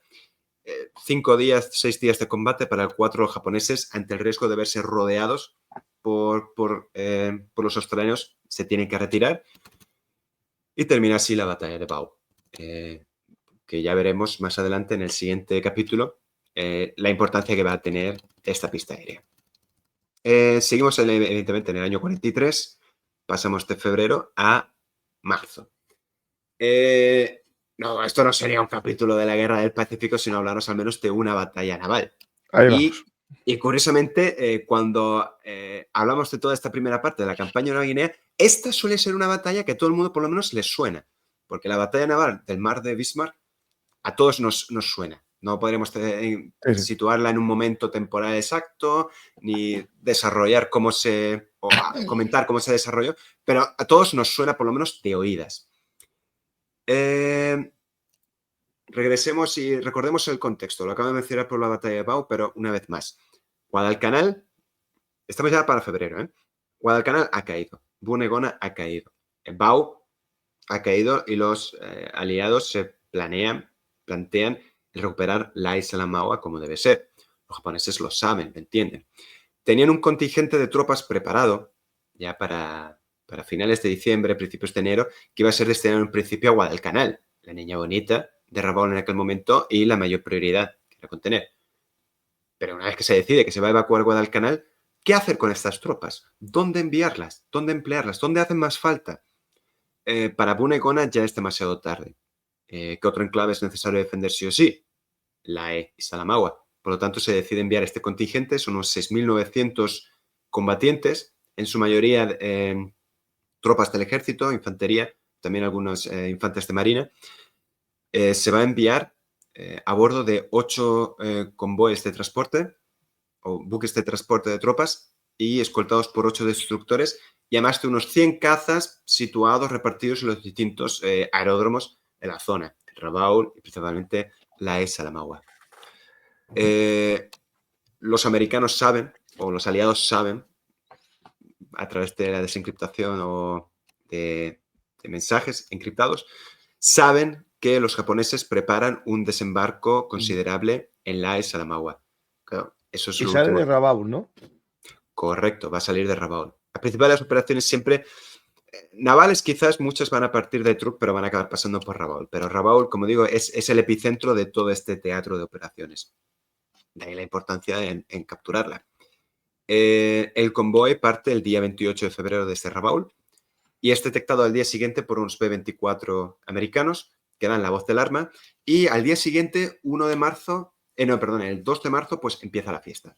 Empieza por la mañana temprano, Douglas A-20 de la RAF pues se lanzan y atacan el aeródromo de Lae. ¿Por qué? Para evitar que una vez que el resto de la Fuerza Aérea Aliada ataque al convoy, pues que envían cazas para protegerles. El ataque es efectivo en el aeródromo de Lae, evitan el despegue de muchos cazas japoneses y poco después pues el convoy japonés pues recibe un ataque tanto de 2 oleadas de B-17 estadounidenses provenientes de Australia y cazas P-38 Lightning, que hablar de los Lightning, a mí es que es de mis aviones favoritos y siempre me gusta traerlo a colación. El ataque es efectivo, hunden un convoy, hunden un buque, un transporte, no, atacan el convoy, hunden un barco de transporte de tropa y dañan de gravedad otros 2.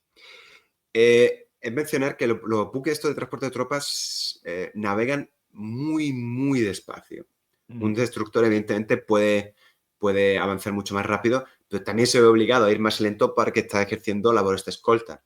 ¿Qué ocurre cuando llega la noche? Que los destructores se dedican a sacar a los náufragos de este barco, de este buque que se había hundido, y se los llevan a toda prisa a Lae y regresan por la mañana, antes que sea ya de día, antes de los primeros rayos de luz, para proseguir con labores de escolta del resto de buques de transporte de tropas. Esto es el día 2 y el día 3 empieza exactamente igual que el día anterior. Los A-20 atacan los aeródromos de donde se presupone que van a salir los cazas japoneses y atacan a la flota. Este ataque va a ser menos efectivo, pero sí van a conseguir que el convoy se disperse, lo que va a permitir centrarse más en ataques y va a disminuir la potencia defensiva de los destructores a la hora de defender el resto del convoy. El ataque este día sí va a ser todavía más efectivo que el anterior.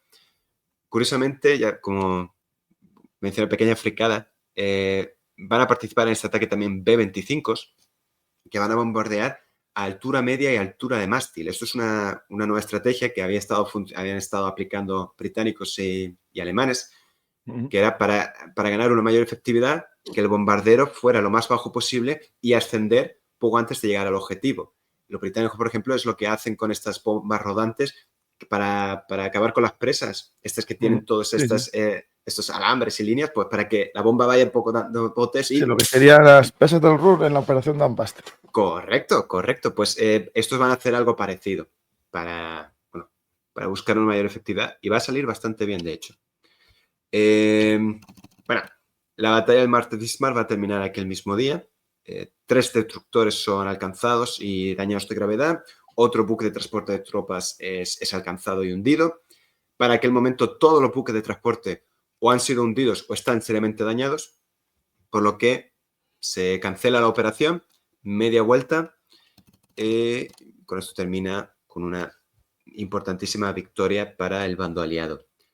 A ver, de los 6.900 combatientes que debían ser enviados a Lae, solo 1.200 llegan.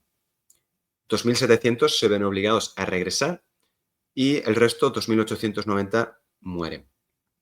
Tengo que mencionar sí o sí que los destructores van a intentar rescatar el mayor número posible de náufragos posible. No van a ser muchos, van a intentar llevarlos a toda prisa a Lae o a Rabaul. Los submarinos japoneses también van a conseguir rescatar pequeños así náufragos sueltos que van encontrando por el mar. Y otros van a acabar llegando incluso a la costa, ya puede ser a la de Nueva Guinea o a la de otras islas. Muchos van a acabar siendo encontrados por los aliados, por australianos y americanos, y no se van a hacer prisioneros. O sea, los van a masacrar tal cual. También está recogido, porque los japoneses venden esta batalla como un crimen de guerra aliado. Vamos a mencionar por qué. Porque la aviación norteamericana y australiana pues se dedicaban a hacer pasadas por el mar abriendo fuego sobre los náufragos japoneses. Claro, esto evidentemente es un crimen de guerra, sí. Y esto pasó. ¿Cuál es la excusa de los aliados? Y es que el 2 de marzo, durante el primer día de combate, un B-17 es alcanzado y derribado. Su tripulación se lanza en paracaídas y aseguran que los pocos cazas japoneses que estaban allí presentes y de los propios destructores pues abrieron fuego sobre los paracaidistas que estaban cayendo al mar. Esta historia corrió como la pólvora y eso hizo que pues no prisioneros, sin consideración alguna, acabar con el máximo posible. Esto, por cierto, es algo que también no lo he mencionado. Esto es algo que también pasaba durante la campaña del Sendero de Kokoda. Recordar la situación en la que se encuentra, las dificultades con las que están pasando, las posibilidades de hacer prisioneros o poder escoltar prisioneros es mínima. Pues evidentemente, si tú eres un australiano y caías en manos japonesas, no te iban a hacer prisionero. Exactamente lo mismo. Si tú eres japonés y acababas en manos australianas, las posibilidades de que te hicieran prisionero eran muy, muy, muy, muy, muy, muy remotas. Más adelante, ya cuando la situación mejore, sobre todo para los australianos, sí van a hacer más prisioneros japoneses, principalmente en busca de información, pero van a ser casos aislados. Tenía que mencionarlo sí o sí. Bueno, la batalla del mar de Bismarck termina.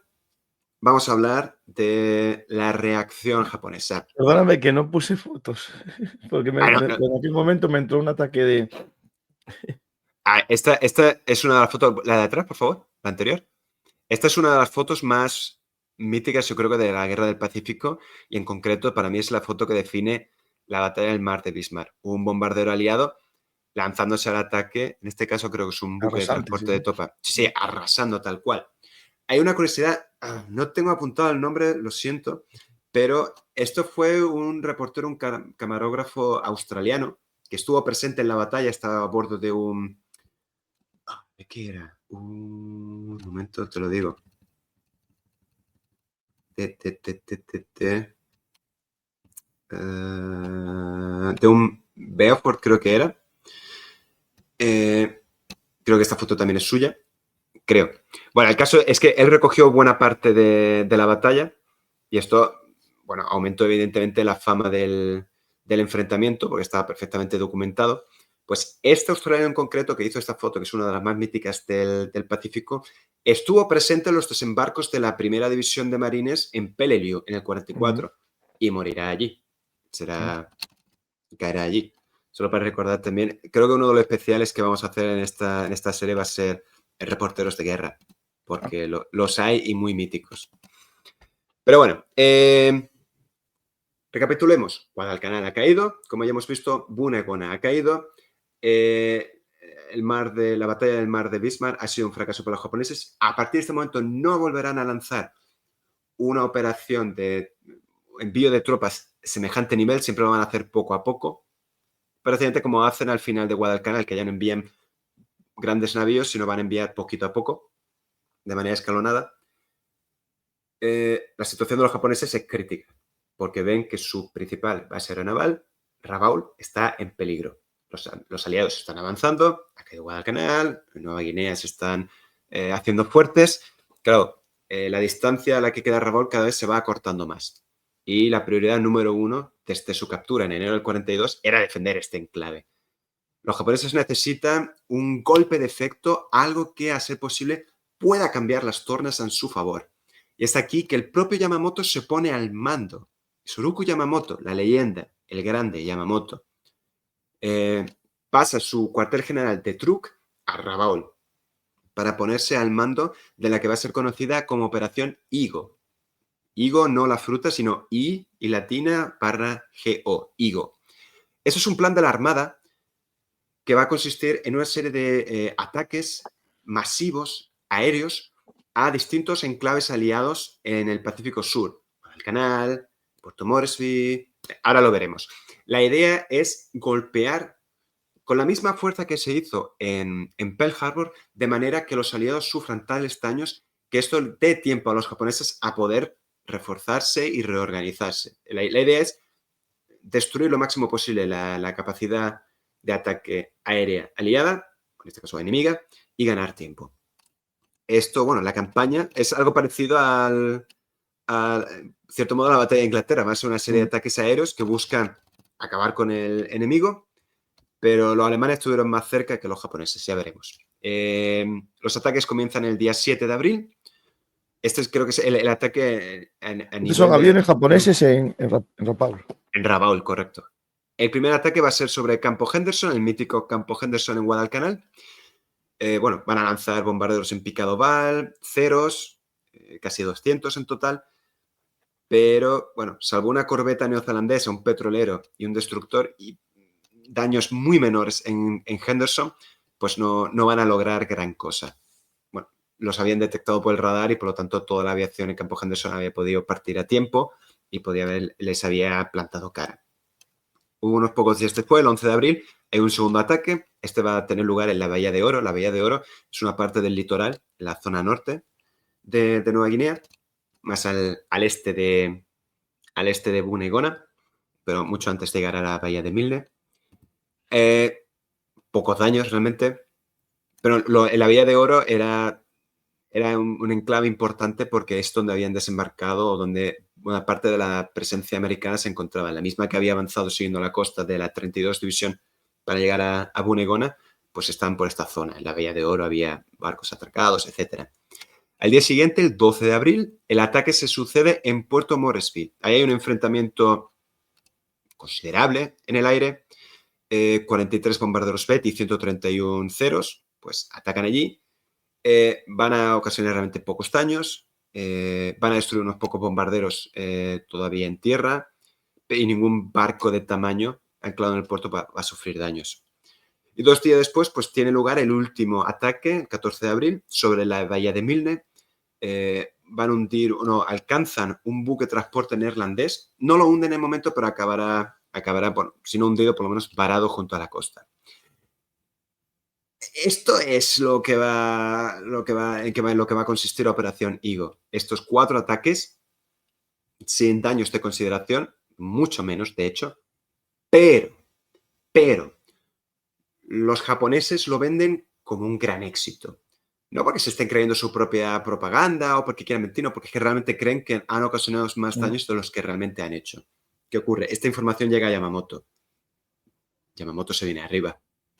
Cree que la operación está siendo un éxito. Cree que han conseguido su objetivo en apenas una semana. De hecho, exactamente una semana. Y pues se plantea como todo buen líder, que no es solo cuestión de dirigir, también hay que hacer uso de ese carisma propio de una figura como Yamamoto, que en aquel momento Yamamoto había perdido parte de su estrella en Tokio, quizás. O sea, el fracaso. Midway ha sido un golpe muy duro. Pero Yamamoto seguía siendo un héroe en la Armada. Y se organiza una especie de gira por la Salomón en los distintos aeródromos con presencia japonesa para visitar a sus hombres, a los aviadores, para darles ánimos, para felicitarles. Cosas típicas de líder y de comandante.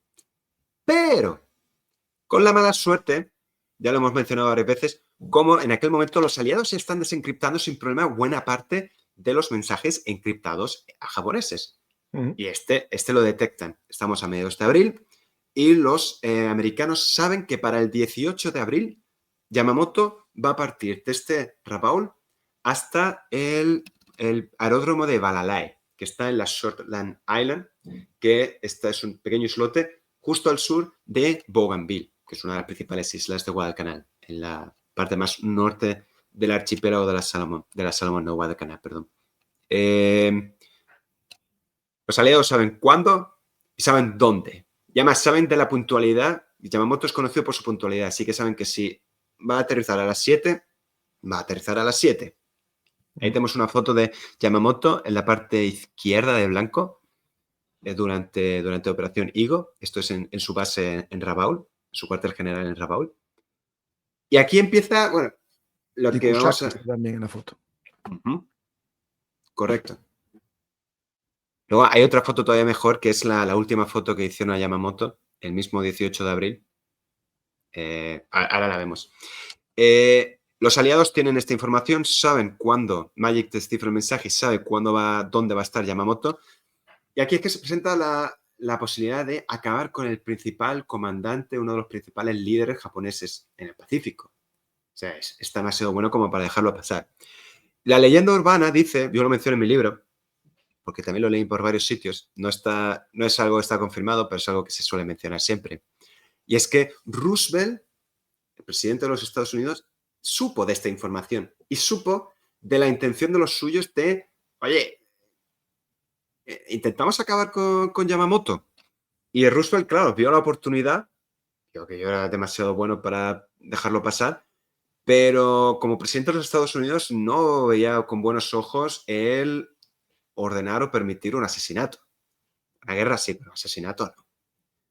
Y bueno, lo habla con el secretario de la Armada, Frank Knox. Oye, ¿a ti qué te parece? Claro, Knox también ve la oportunidad y no puede dejarlo pasar, pero tampoco tiene ganas de permitir un asesinato. Decide delegar en su segundo, que en este caso sería Nimitz, principal comandante de la de la Armada en el Pacífico. Claro, Nimitz también ve la oportunidad, pero es que Yamamoto es su igual y claro, ese es el problema. la guerra de ¿A cuántos mataron previamente? Correcto. Y claro, aquí pues Nimitz tiene la inteligencia suficiente como para preguntar a uno de sus subordinados, uno de sus mejores amigos en el Pacífico, sus principales comandantes, que es, creo que uno de los favoritos en Bellum Artis, y todos nos ponemos de pie cuando hablamos de Bull Halsey, auténtica leyenda. Yo creo que es tu favorito. Para mí es el Patton del Pacífico. MacArthur está sobrevalorado. A mí el que me gusta es Bull Halsey. Aunque bueno, tampoco llega al nivel de Patton. Pero bueno, el caso es que Halsey, yo tengo que mencionarlo sí o sí. Nimitz le pregunta a Bull Halsey, oye, tenemos esta información, ¿qué te parece? ¿Qué deberemos hacer? ¿Cómo lo ves tú? Y claro, le preguntaron a la última persona en el Pacífico que te iba a decir que no. Que Yamamoto va a estar en este punto. ¿A qué estamos esperando? ¿A qué me preguntáis esto? Y es así como nace Operación Venganza. Esta va a ser la auténtica venganza. Bueno, aunque los americanos van a tirar de Pearl Harbor continuamente a lo largo de toda la guerra para exculpar cualquier acción que se les vaya de las manos. Véase bombas atómicas, véase Iwo Jima, véase bombardeo de Tokio, véase lo que sea. Pearl Harbor siempre va a estar ahí. Pero esta es la operación venganza, porque van a acabar con la vida del principal responsable del ataque a Pearl Harbor. Se sabe que, como digo, el avión de Yamamoto, a bordo de un Betty, pues va a partir de Rabaul el día 18 y va a aterrizar en el aeródromo de Balalai. El aeródromo más cercano aliado está en Guadalcanal, Campo Henderson. El problema es que no cuentan con y piensan mandar un escuadrón de cazas para interceptarlo en el momento que esté aterrizando, que es cuando más vulnerable es un avión, para derribarlo. ¿Qué ocurre? Que no cuentan con ningún caza que sea capaz de llegar hasta allí y volver. Salvo el P-38 Lightning, con bidones adicionales de gasolina, algo así, lo mismo que van a hacer con los P-51 para poder aumentar la distancia que pueden recorrer.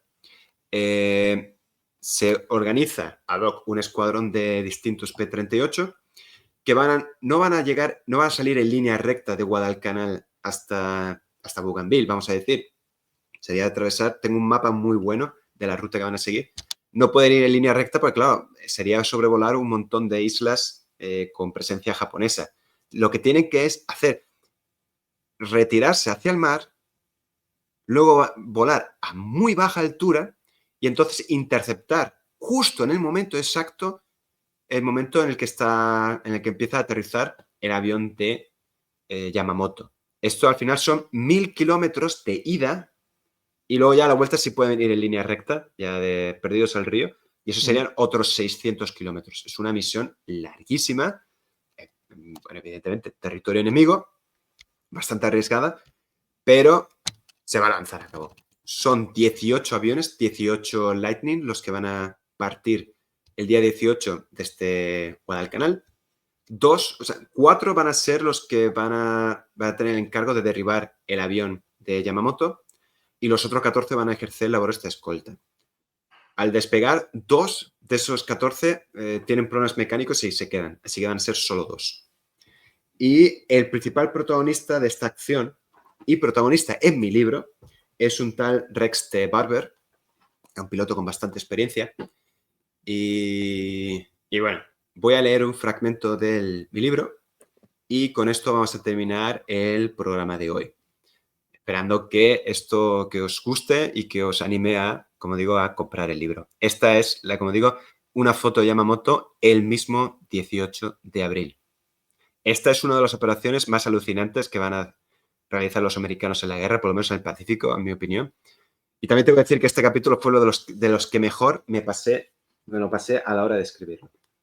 Pues nada, voy a citar al autor José Antonio Mayo Dabó, que soy yo, y como digo, con esto terminamos hoy. No va a ser muy largo. A ver. Esto es en el momento en que los P-38 ya han partido y se dirigen volando a muy baja altura, con un calor de pelotas en el interior del avión, con el miedo, la adrenalina, para llegar al punto exacto. A ver. Tras más de 2 horas de vuelo, y 1 minuto antes de lo planeado, a las 9:34 de la mañana, los 16 aviones llegaron a su objetivo junto a la costa suroccidental de Bougainville. Apenas pasaron unos segundos hasta que alguien rompió el silencio de radio para informar que había avistado al enemigo. Efectivamente, de entre la neblina surgieron 2 bombarderos Petty, seguido de 8 cazas de escolta japoneses que iniciaban su descenso.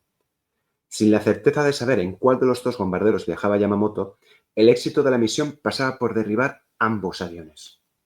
Mitchell, el líder del escuadrón, dio la orden a su escuadrón de desprenderse de los depósitos de gasolina suplementarios y ascender. Rex de Barber, nuestro protagonista, arrojó los depósitos al mar, levantó el morro del avión y dio máxima potencia mientras realizaba un giro brusco para situarse en la cola de los bombarderos. «Todo tuyo, Tom», comunicó Mitchell a Thomas Lampier. De los 4 aviones que debían atacar el bombardero de Yamamoto, al mando de este iba Thomas Lampier, que era el que se le había encargado sí o sí dirigir el ataque. Este, como digo, era 1 de 4. «Todo tuyo, Tom», comunicó Mitchell a Thomas Lampier. Mientras que los 12 cazas de escolta estadounidenses se colocaban a mayor altitud, Lampier y Rex se internaron entre los aparatos japoneses, pero iban solos. Más problemas. Los depósitos del caza de Holmes, uno de los 4 que debía atacar, no se habían desprendido, por lo que permaneció a baja altura, alejado de la acción y acompañado de Jaime, el cuarto. Los cazas japoneses, sorprendidos por aquel ataque imprevisto, se arrojaron sobre los P-38G que se les aproximaban y abrieron fuego. Lampier respondió al mismo entreteniéndose con estos, mientras que los bombarderos se separaban y efectuaban acciones evasivas. «¡Vea por los bombarderos, maldita sea! ¡Los bombarderos!», gritó desesperado Mitchell, viendo cómo estos se alejaban. Rex logró evitar a los cazas y se colocó justo detrás de uno de los aviones que se internaba en Bougainville. Al apretar el gatillo, el Miss Virginia, el nombre de su avión, acribilló de manera indiscriminada con balas del calibre 50 al Betty japonés. ¡Tocado! El bombardero empezó a expulsar humo y se balanceó bruscamente hacia la izquierda. Rex, que se hallaba muy cerca, lo esquivó de milagro. Al girar la vista, pudo ver una columna de humo proveniente de la selva. El primer bombardero había sido eliminado. Quedaba el segundo. ¡Pum! Finito. Bueno, Operación Venganza, como digo, es una de las grandes acciones de la inteligencia y la aviación americana y la tengo recogida en todo detalle, con bastante detalle al menos, en mi libro. Así que animaros a ello. Aquí están los restos de los aviones. De uno de ellos. Correcto.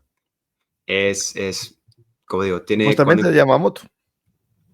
Si este es el que cayó, si este es el de Bougainville, es el... Bueno, pequeño spoiler, es el de Yamamoto, sí. Y es... Bueno, la pérdida de Yamamoto tuvo un efecto devastador en Japón, porque fue algo parecido a la pérdida de Rommel. Es algo que se hizo público, que bueno, buscaba así pues aunar o unir más al pueblo ante la pérdida de un gran héroe. Y bueno, esto en cierto modo lo consiguió. Y cuentan que cuando llegaron, los exploradores japoneses llegaron a donde se creía que había caído el bombardero, lo encontraron allí y encontraron a Yamamoto muerto, pero todavía sentado. Le había alcanzado una bala, pero todavía sujetaba con fuerza su katana, su espada samurái, que había sido un regalo de su hermano. Y bueno, es una leyenda como lo encontraron allí, parecía que no estaba muerto, simplemente parecía que estaba descansando o esperando todavía con firmeza y postura marcial. Y bueno, con esto termina esta primera parte de la campaña de Nueva Guinea. Es una campaña muy larga, va desde el 42 hasta el 45, por eso hemos decidido que lo vamos a dividir al menos en 2 programas o 2 y medio. ¿Y en el siguiente capítulo vamos a Papúa o metemos otra cosa por medio que pase a la vez? Esto posiblemente lo que vamos a hacer el siguiente sea Operación Cartwheel. Ya hemos hablado cómo los japoneses cuando llevan la iniciativa intentan llegar a Puerto Moresby y el contraataque aliado que lo evita. Ahora son los aliados los que llevan la iniciativa y van a intentar capturar Rabaul. Y de eso tratará el próximo capítulo. Operación Cartwheel, que va desde mediados del 43 hasta el 44. Así que nada. A no ser que quieras que hablamos primero de Tarawa, pero yo creo que yo empezaría, ya que hemos introducido Nueva Guinea. Yo solamente estoy aquí para poner las fotos, porque en este tema yo quiero aprender. Bueno. Tanto como leyendo, ellos estuvieron allí. Que el que quiera saber más sobre esta Operación Venganza está aquí, contada o vista por sus protagonistas. Pues, José Antonio, muchas gracias por este viaje en la historia. El que quiera saber más, que vea la serie completa de Guerra en el Pacífico y también los primeros programas que hicimos juntos, de ellos estuvieron allí en Normandía y ellos estuvieron allí en el Pacífico, que es el culpable de esta serie, ¿no? Hay que recordar. Y también me gustaría, si la gente puede dejar, aparte del me gusta, de compartir, a modo de comentario, ¿qué formato prefieren? ¿Está bien que los programas tengan esta duración, que no llegue a las 2 horas, o a la gente le gustan los tochos de 3 horas? Es para... Yo personalmente prefiero 2 horas. Pues lo voy a tener en cuenta porque la verdad es que me excedo a veces y no siempre está bien. A mí, si pasamos a 3 no pasa nada, pero por la vida, familiar y personal. No, a ver, yo creo que podemos dejar 3 horas estos programas. Es que Pearl Harbor, Midway, Guadalcanal son programas tan potentes, tan especiales que... Sí, cuando haya que llegar a 3 cuesta, pero hay otros como hoy que son importantes, pero que a lo mejor se puede pasar un poco más por encima de ciertas cosas y bueno, también es agradable no llegar a las 2 horas. Es importante que ahora que estamos en diferido, que la gente pueda hacernos preguntas, nos puede hacer preguntas en los comentarios y que se acuerden que aunque estamos en diferido, ahí en los comentarios pueden hacer preguntas y nuestro amigo José Antonio va a responder cuando pueda y si no, la aviso yo. Muy bien, yo me comprometo. Este fue una excepción, normalmente son en directo, por lo tanto, estad atentos aquí a la parrilla de Bellum Artis para que os lleguen los avisos, suscribiros y dar de vez en cuando a me gusta, porque así el bot, ese robotijo pijo, sabe que os gusta Bellum Artis y os lo recomienda, porque mucha gente me dice que no le llegan los avisos o le llegan una vez acabados los programas. Por lo tanto, bueno, eso es fácil. Aquí siempre suele haber un programa a las 10, todos los días, o a las 7:30 o a las 4, o incluso las 3 cosas a la vez. Algún día. Por eso digo yo que no pueden ser de 3 horas todos los días. Pues, José Antonio, muchas gracias. Recomendamos a la gente leer tu libro y aprender la historia vista por sus protagonistas, que es muy importante. En algunos casos, personas que no son, digamos, grandes generales, sino capitanes, sargentos, soldados o civiles, que nos cuentan la historia vista también desde el suelo, ¿no? Que es muy importante. Los protagonistas de este libro son 99,99% igual que tú, que yo y cualquiera que nos está escuchando o viendo. Personas de calle. Y bueno, la historia la contaremos así, que esta sería menos interesante de nuestro punto de vista porque no somos grandes, no tenemos tan grandes nombres, pero es más interesante de lo que realmente parece. Efectivamente, José.